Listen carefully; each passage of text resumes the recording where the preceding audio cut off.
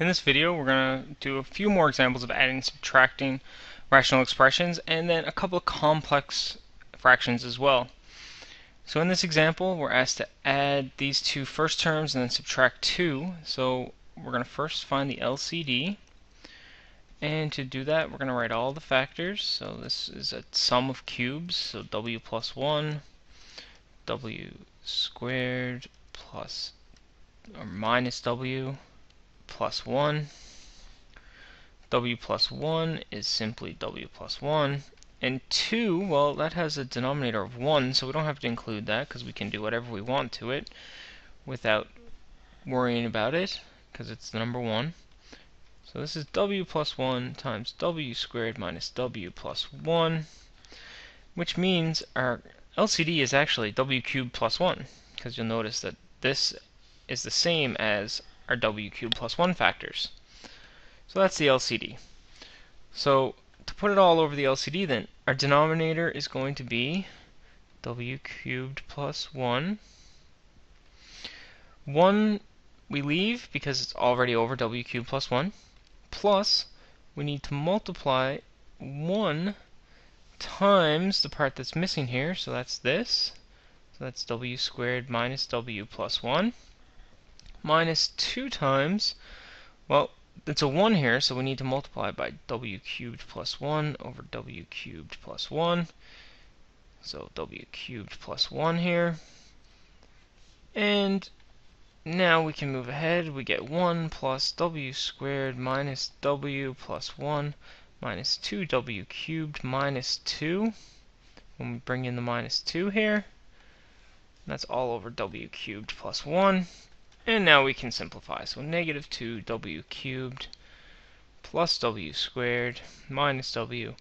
1 plus 1 is 2, minus 2 is 0, so that's gone.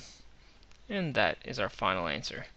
We could factor out the w, but we end up not being able to cancel, so we can just leave it like that.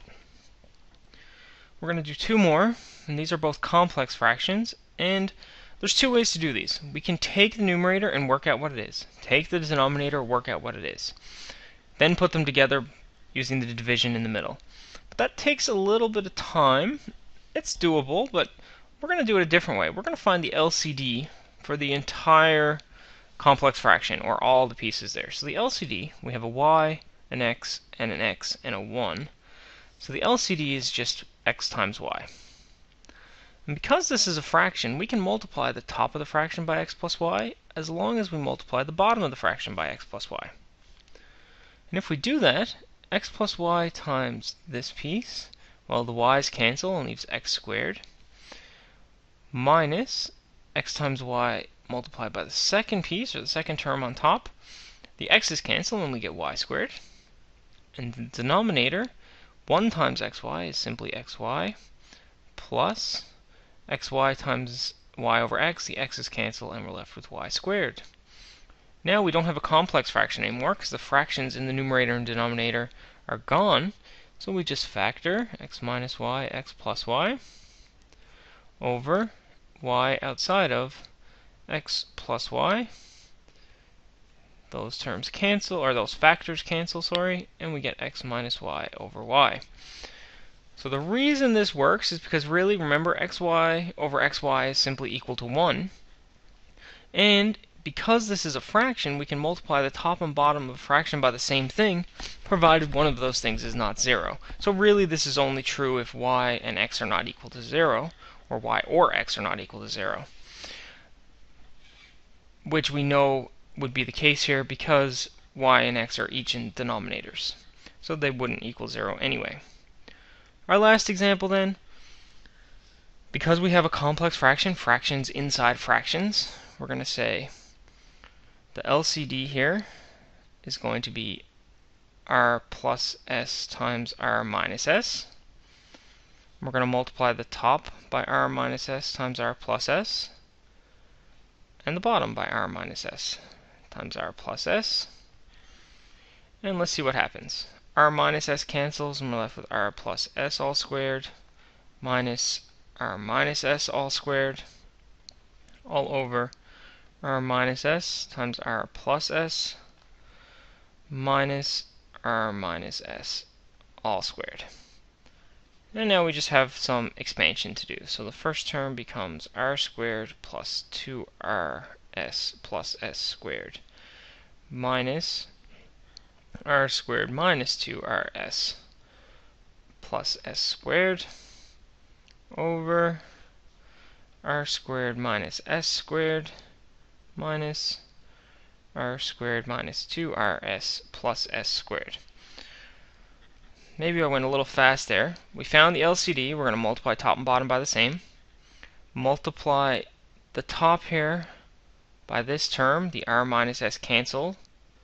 And we're left with r plus s times r plus s. And similarly, this one, the r plus s cancels, and we're left with r minus s times r minus s. And that's where the top came from, and we do the same thing on the bottom to get that. Now we expand, so r plus s multiplied by r plus s, and that gives us this first piece here. Square the second part, we get here r minus s times r plus s, well that's just r squared minus s squared. And finally, the last term squared gives us this.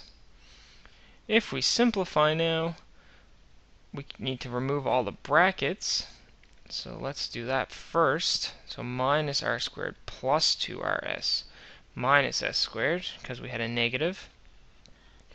R squared minus s squared minus r squared plus 2rs minus s squared. And now if we start canceling, we get r squared minus r squared, s squared minus s squared, r squared minus r squared, and we get our final answer, 4rs over negative 2s squared plus 2rs.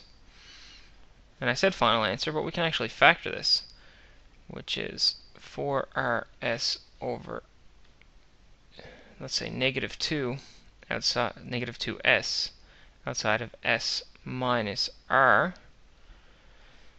And s cancels, and negative 2 cancels, and leaves negative 2, and we get now the real final answer, negative 2r over s minus r. So that's a lot different than our initial complex fraction, and all we did was multiply top and bottom by the LCD to reduce everything to that. So hopefully you worked these out and you got the correct answers. If not, hopefully you now see where you went wrong. If you do have any questions with this topic, make sure you get some help as soon as you can, and we'll see you in the next lesson.